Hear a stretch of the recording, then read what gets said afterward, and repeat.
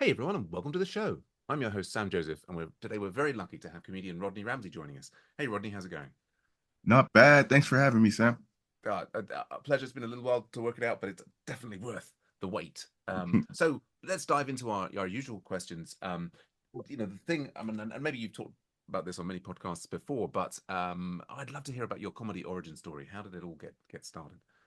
Oh man. I've been a class clown since day one, kind Okay. of a thing. You know what I mean? I think Sure. I remember my family, we moved from a less sought after area, Okay. kind of like Okay. a, Yeah. and Yeah. then we Yeah. moved to the suburbs. And I remember going to school, and like in my old school, they never let us, we didn't do any public speaking. And then like all of a sudden they were like, hey, write a story and get to say a story in front of the class. And I was Oh. like, what?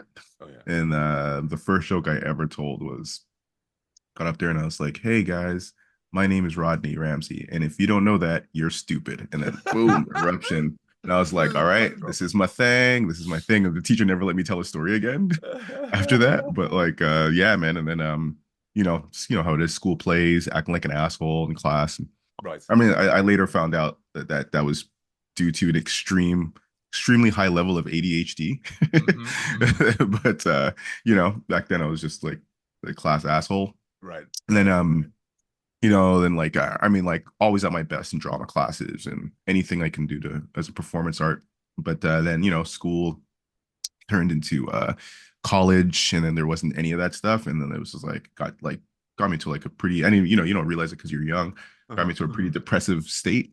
And Oh then yeah. the girlfriend I was girl I was dating at the time, she's like, hey, why don't you come to my university? I know you like comedy, there's a comic there. Oh yeah. I was like, all right. So I went, and I was like, oh my god, this guy is not that funny, I can do this. So, then I started going to the clubs, of course I started heckling like an idiot. Uh-huh. And I was like, yeah, this is stupid, I need to get on stage. And then when I went on stage for the first time, it was just, wonderful. Like first time, I'm sure some people have like Yes. on a Yes. successful heroin trip, the feeling. And then second time was terrible. And then Mm. then it was just the ups and downs of being addicted to laughter. Yeah. Yeah.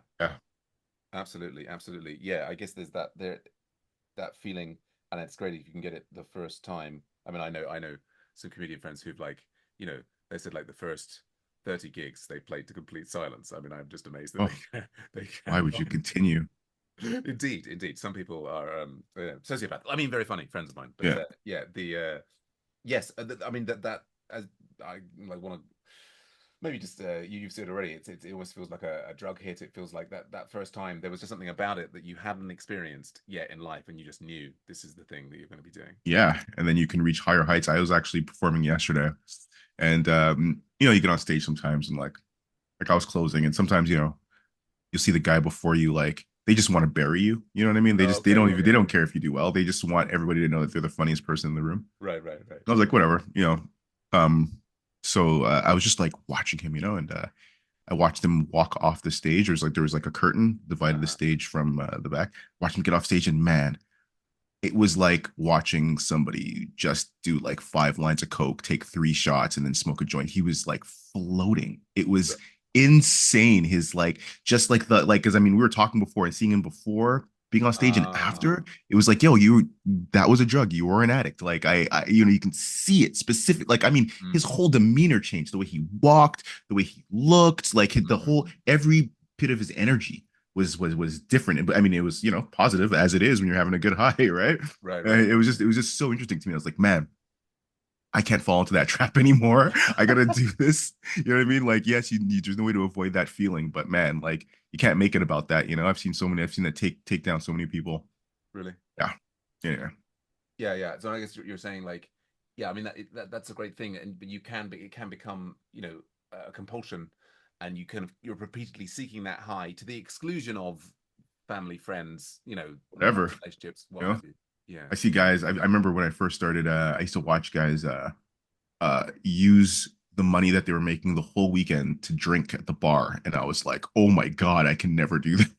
I was like, you just Right. gave the money right back to the people who hired you. That is insane. Hmm. Then you start seeing levels of addiction, you're like, uh-oh. And Yeah, it's so no, easy to get into, right? Because they give you free drinks and then you get half price and everybody wants to socialize with you. It's a whole crazy, anyway. Yeah. no, no, totally. I mean, when I started, which is much more recent than you, but I got very very drunk after like the first three shows, and I just realized like I'm addicted to this comedy. If I carry on drinking like this while I'm doing it, I'm going to die. And that's Yes. I've been sober 2.5 years now. Oh, good for you, It's man. Yeah. but yeah, I think you're right to point out about that. Well, as I've said to some various people with my some comedy mentors is like comedy is an addiction. It's one of the perhaps healthy addictions, but it doesn't mean that it's not without dangers. Yes. That's why we die all the time. You see comics dying all the time. I can't tell you how many friends I've had, pass away. It's Yeah, like mortality rates of a cop. Like, yeah. why is this happening? It is a strange thing. It is a strange thing. Yeah, yeah. I'm really interested to hear that you saying you were the class clown talking to your co-collaborator Simon Josh the other week. He was saying I think he and I were both people who are not the class clown. We were the other guy who was like wishing we were the class clown. Amazing. But it's great all these different experiences. But yeah, well, thanks for sharing the comedy origin story. I guess you've had more than one origin story in that technology is something that you've really embraced. We often ask people the comics, how is technology affecting your life and your comedy? I imagine, and then there's all sorts of different levels to Mm. answer it on, from whether you happen to be using a cell phone to record your gigs to doing virtual reality. There's no right or wrong answer, but I'd love to hear your take on how technology is Yeah, enhancing comedy in your it's life. funny because you bring up cell phone stuff. Like, comedy has always been a very organic thing for me. Like, I Oh never yeah. no it's no tech for me for a long time. Like, it's always been me walking up on stage and connecting with a group of people. You know what I mean? It's always been the most organic thing. Right. For the longest time, like, I kind of don't like watching myself or listening to myself for that matter. I do it now though because I'm Mm, more mature and I can handle it a bit more. But mm, yeah, I mean, for the longest time, like, none of that stuff. It was always trying to finding ways to make a deeper connection with an audience. But then, I mean, I don't know if Simon mentioned it, but me and him have been playing video games together for, like, I yeah. mean, years. I've always been addicted to video games, and Mm, our generation, we got movies like The Matrix, and you see that kind of stuff, and then you're like, whoa. And then, mm, in the early '90s, you saw the that VR was actually possible. mm, mm, So mm, I mean, between my addiction to video games, sci-fi, mm, which I read a lot of, mm, read a lot of science fiction, almost exclusively, and yeah, and then when they started dropping the VR, those cheap VR headsets. One of my good friends, Matt Lamarche, where I live in Montreal. Montreal's really really big video game city. oh yeah. And he we used to play football together, and then I became a comic, he became a video game dev, and he Mm, worked on like all the big games like Splinter Cell, all that kind of stuff. And cool. he hit up Samsung, and then they sent him a free phone with the VR, the Oh gear yeah. VR. Right, And then right. he calls me over. He's like, you got to see this, because we bonded over video games too. Like, I Yeah, remember when yeah. Halo came out, I lent him my system and he finished it in a day or whatever. And then so I go over to his place, and man, he put that thing on my face, and I was like, it wasn't even anything spectacular. It was just like a video, Mm, and then those 360 videos, and you turned around, but it was clear. It was yeah, high def, and some of the stuff you can interact with. And I was like, oh my god, this is coming now. This is like, it's on a yeah. cell phone. I was like, oh my god, this is coming. And then Mm, he kept giving more experiences, and then frigging, and then Oculus, not Oculus at the time. What was it? Yeah, it was Oculus Rift, I think it was yeah. the time that was called. Rift. And Yeah, then yeah. and the Steam's whatever, the Mm, Valve headset came out, yeah, and I was yeah. like, oh my god, it's here. So, like, man, I like at the time I had been like I'd been messing around with like drones and stuff, and Oh like all yeah. kinds of weird stuff. Yeah, yeah, yeah. Like, I've always been into filming, just not Mm, myself on stage. So the day that stuff dropped, I sold my drone. I bought a PC. uh-huh. I sold my Xbox Uh-huh. and my drone. I bought a PC, and then I saved up, and then I got the Right. Steam version there. And then Mm, it was just like, and then Then when I learned how to like set it up and everything, then I bought a 360 camera. And I was like, Right. okay, I'm going to be the guy who makes VR and stand-up comedy the thing. Like that was like Mm. this is it now for me. I love this. So like I started like, demoing at like when I didn't have the 360 headset, I started demoing like VR at like different shows and stuff, so making a bit of money, like because nobody had seen it back then, right? At all. Oh So I wow. would set up in the back, like people would pay me to try, and like all kinds of stuff, you know what I mean? I was just Oh like wow. learning malls, all kinds of stuff. Like I was like, man, this is like because again, nobody's seen it. So I was like Right. learning Right. how to do it in public and stuff. And then I bought that 360 cameras. Then I started filming shows Right. and it was like it was really difficult back then because there wasn't many tools, and then finally like Adobe had like a little hack and you can edit and stuff in there, so I was like editing comedy shows. I still have a bunch of stuff on YouTube Uh-huh. 360, and that like taught me just like the knowledge of VR dev development, video, and how to edit the stuff. Right. Just like no way, nothing comes comparison. Hey baby, I'm a little busy right now. Here, you want to play your Nintendo? I got it for you. Come. Here. Yeah. What do you need? Yeah, okay. So you want to play video games right here with me? I gotta talk with this guy, okay? I gotta talk with my friend. Here. You've got to be quiet though, okay? Can't ask me for anything, right? Give me 1 second. No problem, dude.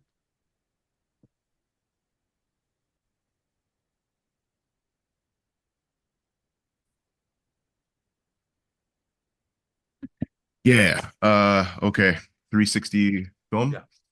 So I started doing 360 movies, particularly for VR.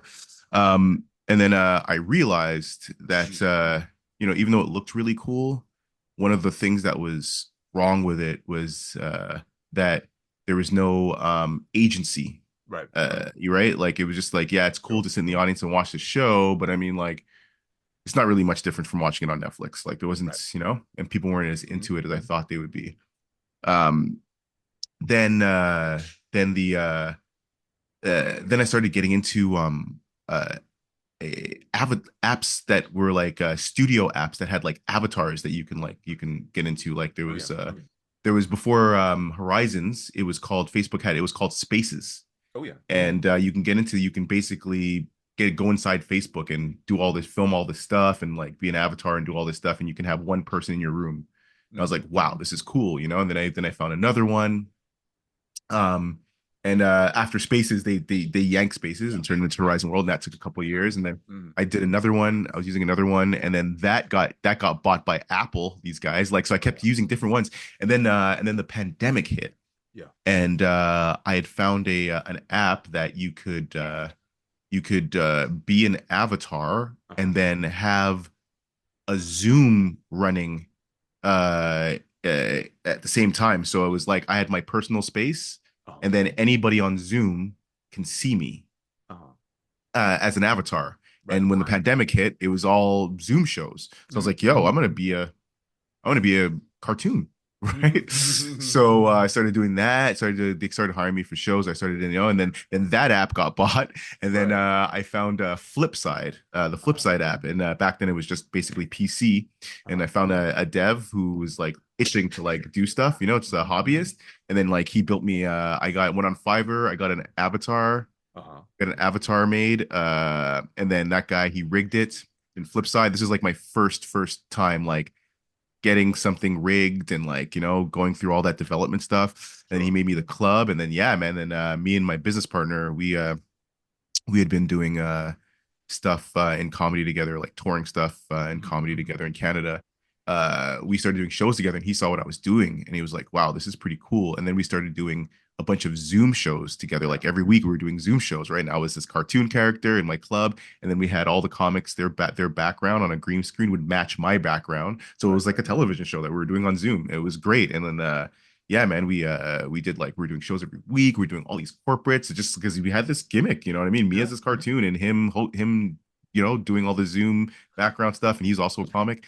And then so like 13 years ago, me and this comic, we came up with it was called the Underground Comedy Road. It's the first Mm. black comedy tour Hmm. in Canada, and we've been running it every year. And during Black History Month, it's February out here. And then because of the pandemic, we couldn't do it, so we decided we were going to do it on Zoom with Right. this VR thing, and we Mhm. made more money that year than we ever had. And I was like, oh my God, this is going to be a thing, you know? So Mm. whatever, the pandemic and like all these Zoom shows, all these companies, but then pandemic ended and then nobody wanted to be on Zoom anymore, Uh-huh. right? So we are like, shit, well, not shit, because we were getting out again and Yeah. comics were getting out. But I was like, yo, I love doing this VR thing, but there's no way I'm going to be doing it in Zoom. Like, this is No, not no, going to no. be a thing. So that's when I started touring.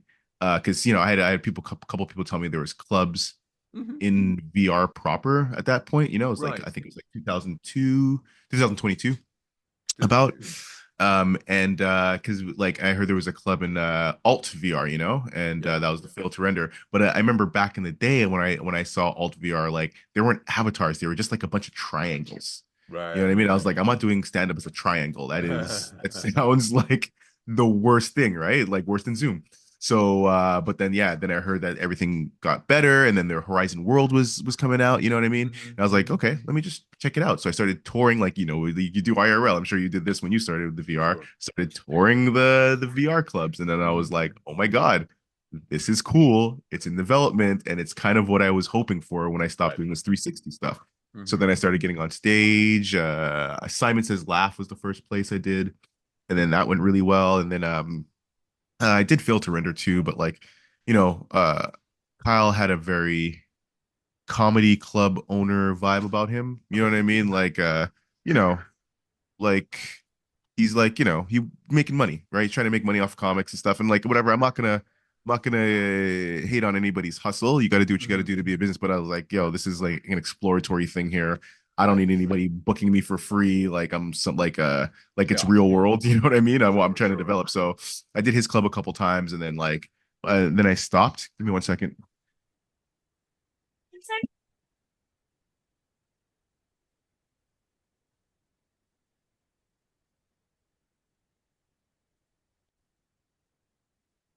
Got my kids playing Sega Genesis in the other room. No worries, Anyways, Jason. so yeah, man. So I started doing we started doing what was it? Simon Says Laugh. And Oh yeah. that place, it looked the most to me, or felt, didn't look, it felt like the most to me like a comedy club. It was like super gimmicky. Oh yeah. It had like like bad music, and like it was the club wasn't even symmetric. It was like lopsided, and Mm. but I mean, it had there's a button to press, and if someone was bombing, it was like a giant bomb that came Okay. down, and like it Right. was Right. just so lame. However, the colors were on point.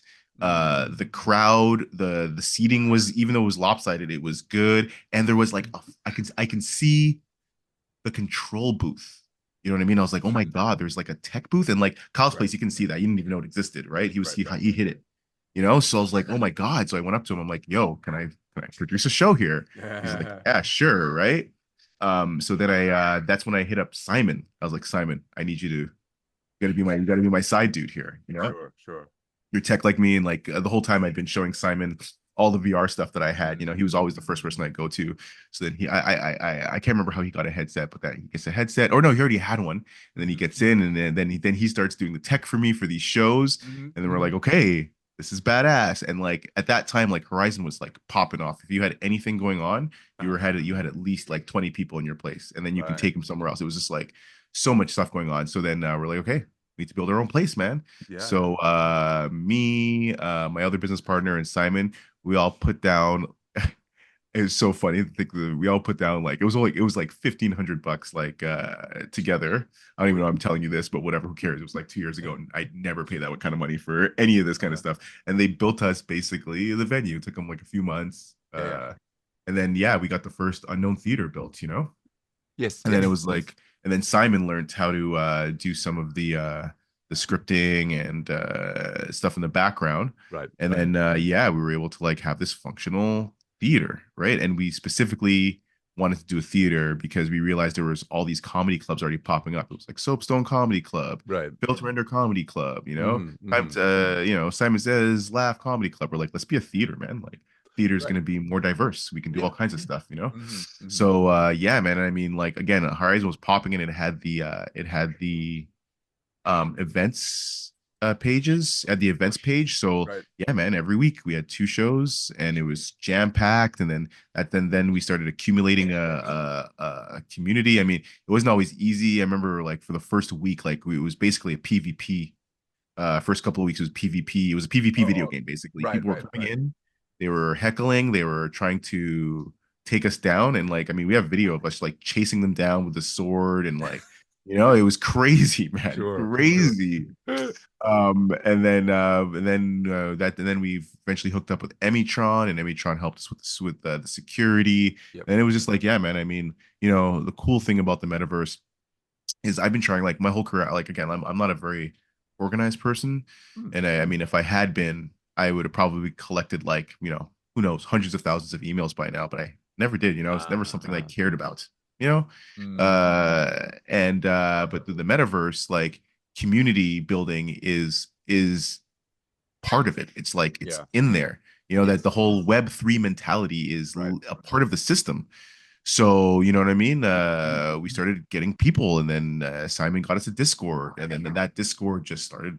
I mean, these people, Yeah, we were yeah. giving away free show. They wanted to be entertained and be a part of something, and then it was like, and we never exploited them. You know what I mean? I seen other people, what they were trying to do is make money off of their Mm, community. We're like, right, you know what I mean? Like, whatever. This is not. This will be a money game later, but like right now, we got right. this entity that is growing, these Hmm. people who love what we're doing. You know what I mean? I'm not going to Right, right. suck them dry, right? You see these Mm. other, I know you see these other guys doing it.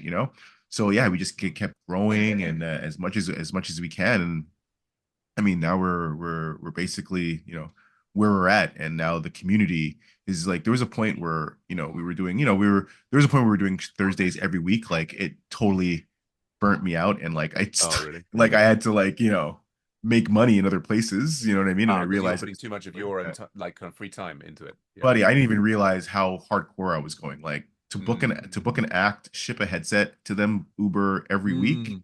It was insane. It was insane. So yeah, we had to slow down on that. But like the way we were able to like bring people together, we realized that, oh my God, these shows, it was all because there was a time where we were able to get 50, 60 people in these Mm. venues, and then Facebook, they screwed us as they always Right. do, right? Because they didn't want to compete with anybody. And Uh, then I went down to 32 people again. But and then when that happened, like, because that was our base, like 32, that's when we can get like all our community members. Well, a good portion of the community right. members there, Yeah. right? Not all of them, but Sure. they all know, they all get there at the time so they can get it. No new people, right? And then I started realizing it's like, oh man, these people aren't audience members. They're a cast. Right. These are a cast Uh-huh. of people who Uh-huh. come back. And like, I wasn't doing any material off the top. I was having fun with them. And then when Right. the Right. comics came on, so that's when we started thinking about like what we can do with a community of people who Hmm. are on the same mission. Right. You know what I mean? And yeah, that's kind of like where we've evolved to at this point. Yeah. Yeah, no, well, it's an incredible thing, and then Simon revealed to me that I came across it because you guys were advertising on Facebook, and I clicked through. Oh yeah, VR Right. comedy, and yeah, I mean, I'm now doing comedy in VR pretty much every day of the week.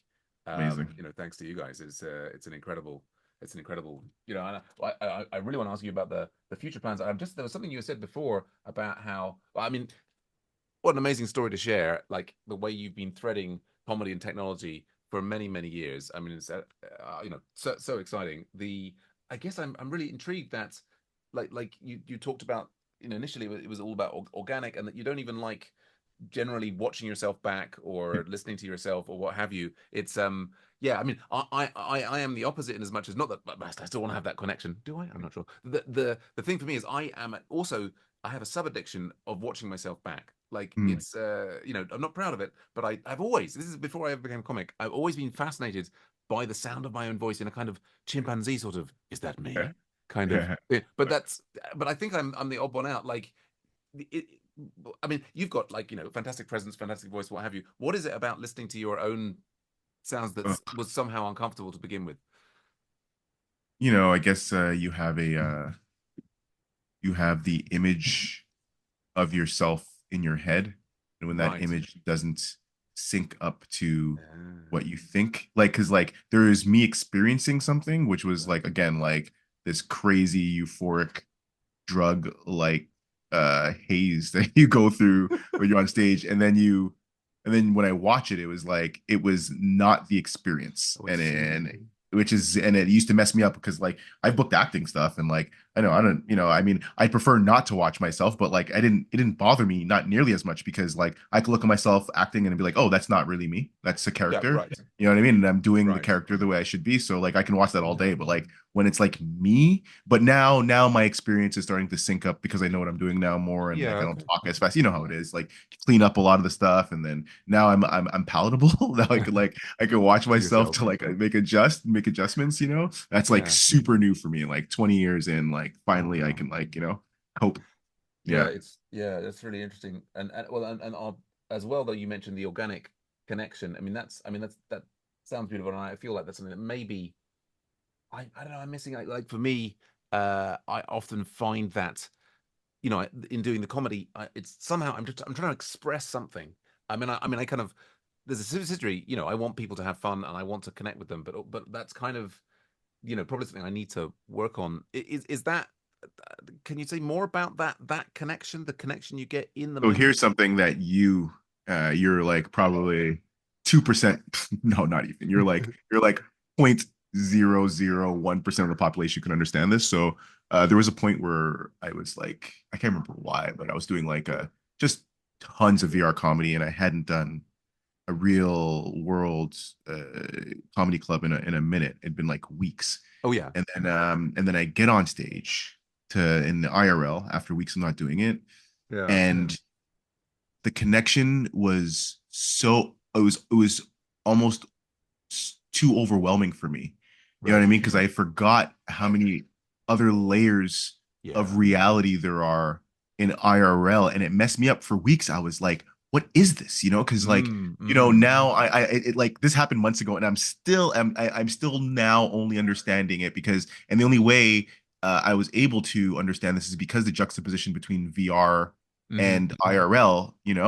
mm, But I was like, because like it was like this, it was a distinct connection with people, and it mm, was like it was, I mean, it was, I mean, it I don't know how to put it. It was like, I mean, in a way, it was physical. yeah, And in a way, it was beyond. It was also qualitative. It was qualitative mm, and quantitative, and like, and it felt like it was weird.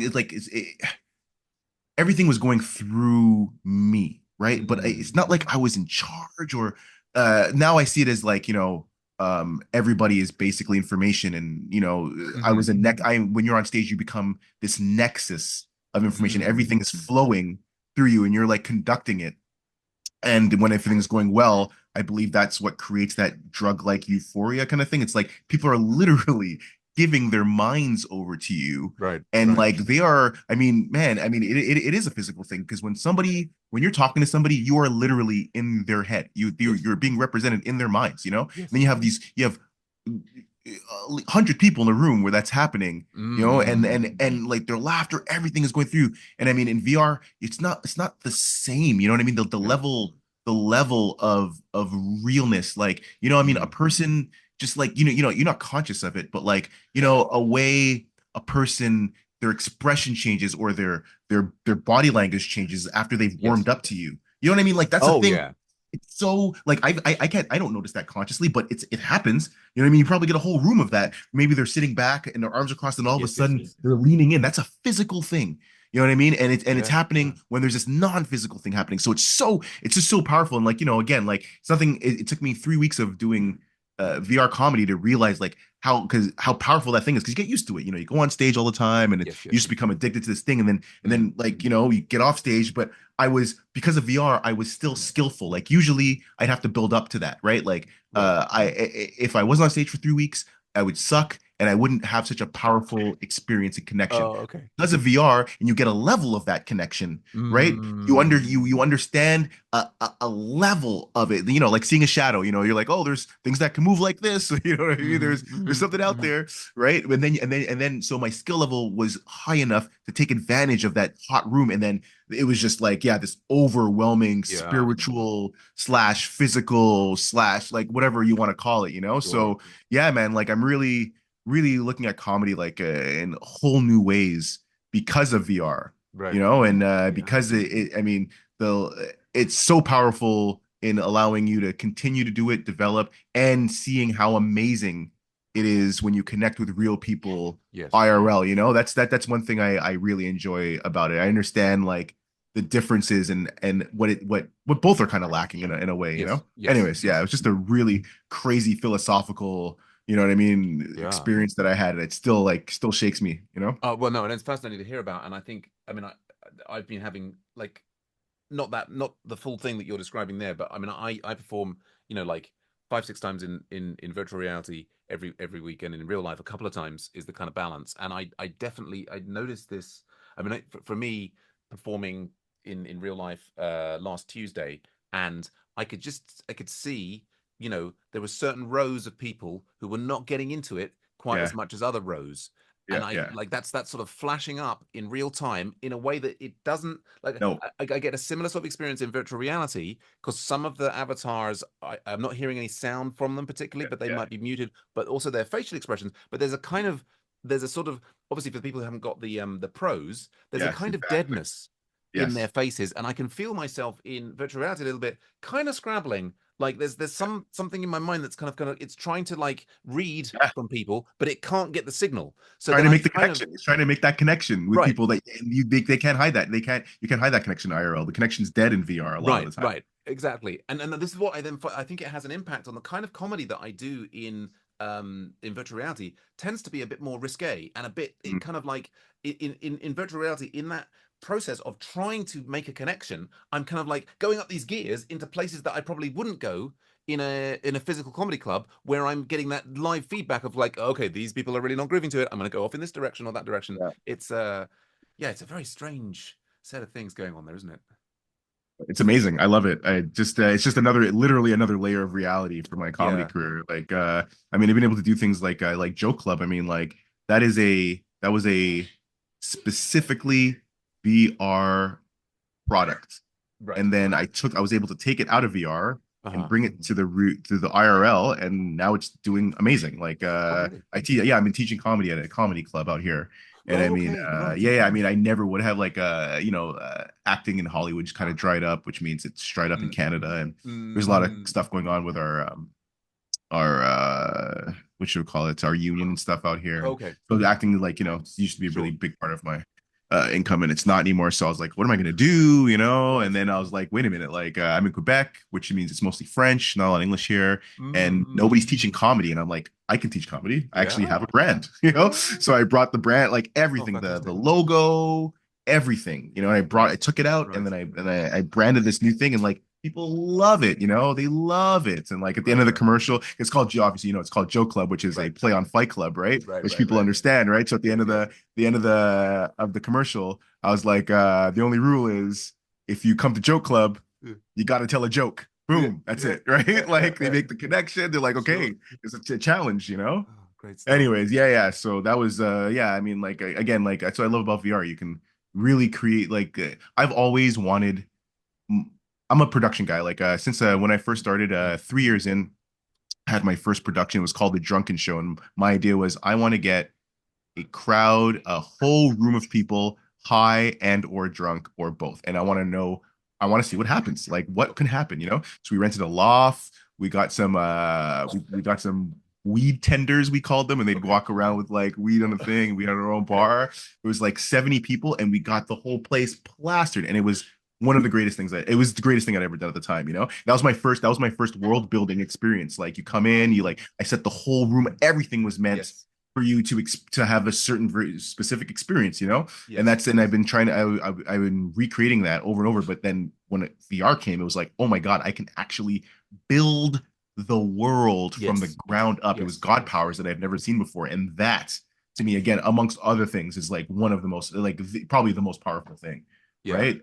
Like giving people that experience every second is what you want them to see. Oh, wonderful. Love that shit. Yeah, yeah, no, no, amazing, amazing. It's well, and I have this kind of time zone envy because I hear about all the amazing things going on in the unknown theater in your guys' time zone, which is like 2 a.m. in my morning, Mm. and we have much less going on in the kind of course. UK Yeah. time zone. I mean, I'm like busy like giving our loaner headset around and moving it from UK comic to UK comic and gradually getting more people in and more people in. And it's we're trying to build. I mean, but it's I kind of at some point I've got to like just stay up late or somehow move to your time zone because there's it's exciting Yeah, stuff that you're it's doing over there. unfortunate.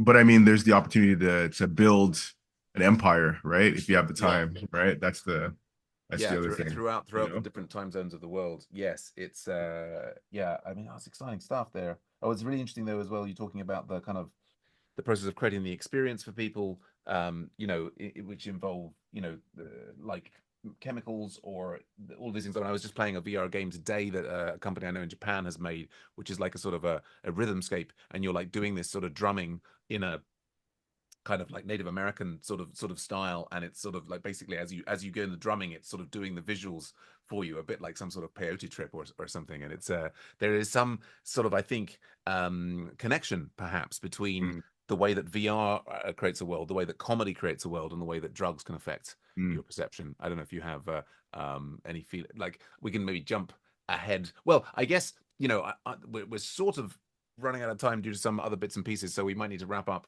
fairly soon. Maybe I'll give you a try. I mean, I would love to hear more about the way you see the technology evolving. Maybe or you can touch on the drug side. Maybe we have you back as we didn't get through all the questions with Simon. We didn't with you. There's so much to talk about, but I'm sure a lot of people listening will be really interested to hear what you're thinking about the future for the unknown theater and virtual reality and comedy. And so maybe we wrap up on a little bit on that. What do you think? Yeah. I mean, well, I can just tell you, like, drug wise, I mean, it's always been weed for me. It's been the magical thing. I microdose mushrooms when I need that Oh yeah. personality and mood adjustment long term, you Oh know. yeah. But yeah, I mean, I weed has been the magical drug for me especially for VR. I mean, like I smoke before I get into VR like almost every time, you know. Oh really? And it definitely helps because again, like VR is a very philosophical space for me. It Mm, always really has been, really gets me thinking. And weed has always been a very philosophical drug for me. Like when I'm high, like that's where I can do mm, my best, you know, mm-hmm. existential thinking. Interesting. And yeah, I mean, it helped like so where do I think this is going for me? Like I want to move more towards experiences, large scale interactive experiences. And I mean this year we finally did our first one, PXR, which is a major Oh yeah. VR conference out here. Yeah, they hired us, and like I went through a couple iterations, because Mm, there was a little bit of budget constraints, and at first I wanted to do this like multi-platform kind of experience, and then it was like no, like because we wanted to start in Horizon Worlds, end up in Banter, and then lastly go to VR Chat, and I was like, man, that's the transition between all mm, those apps. That's like what mm-hmm. 10 minutes right there. It's like no, man, that's 10 Mm, minutes you need. So yeah, what we ended up doing, I wrote this thing called Octopolis. Is basically so Emitron, she put a an octopus on the deck of the boat, oh which is the yes. Unknown Theater. Once, yeah, you see it all the time, and like I love it, but it like never really fit. You know what I mean? I'm like, it's not going anywhere, but it's beautiful. Uh-huh, uh-huh. So I was like, you know what, man, maybe the people who live on this island are octopus people. You know what I mean? The new island Right. in Banter that we built, right? So I wrote Cool. this whole thing. I gave them a whole culture. You know what I Mm, mean? Like it's like a whole backstory.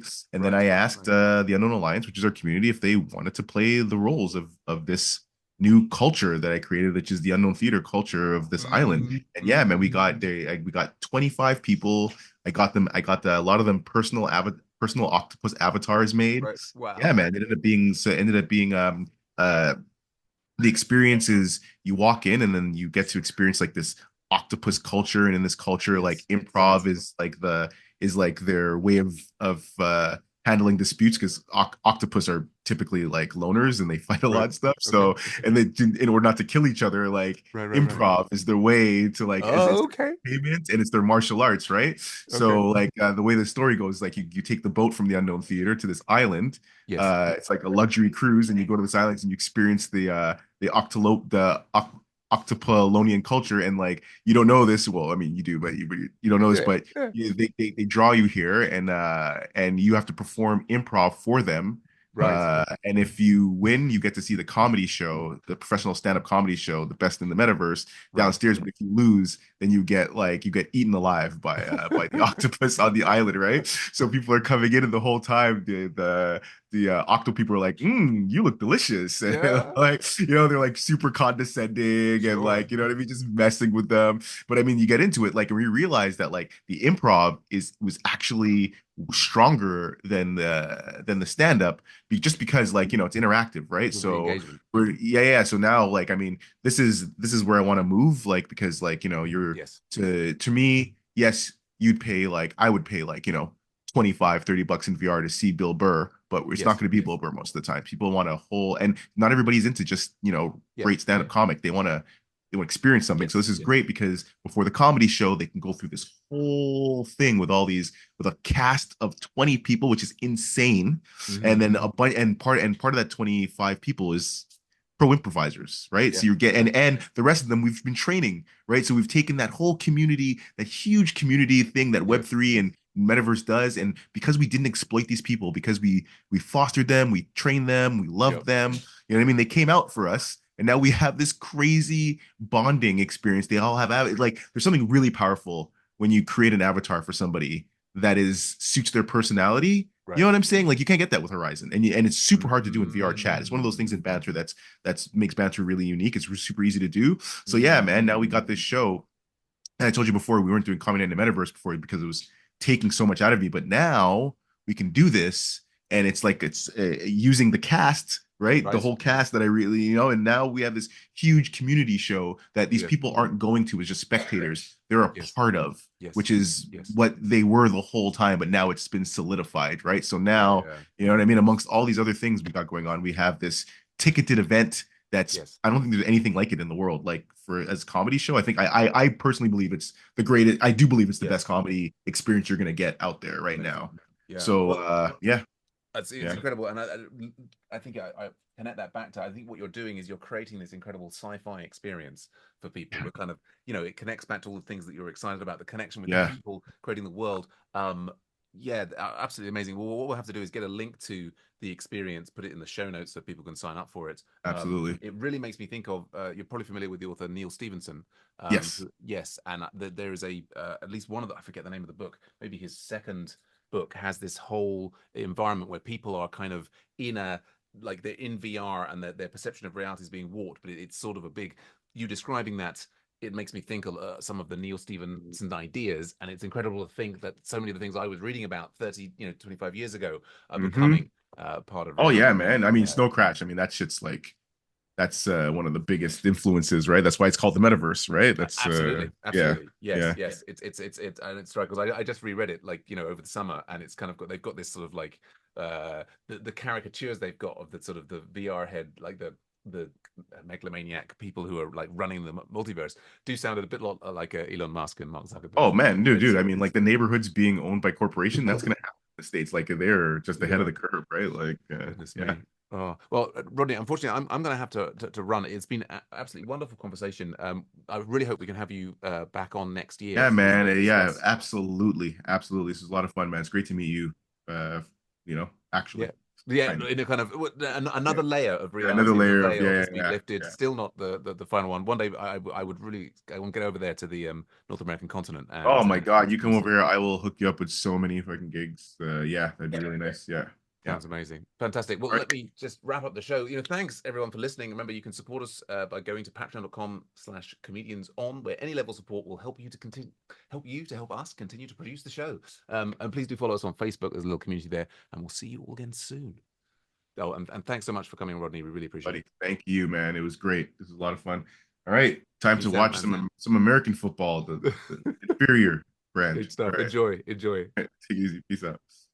Ciao for now.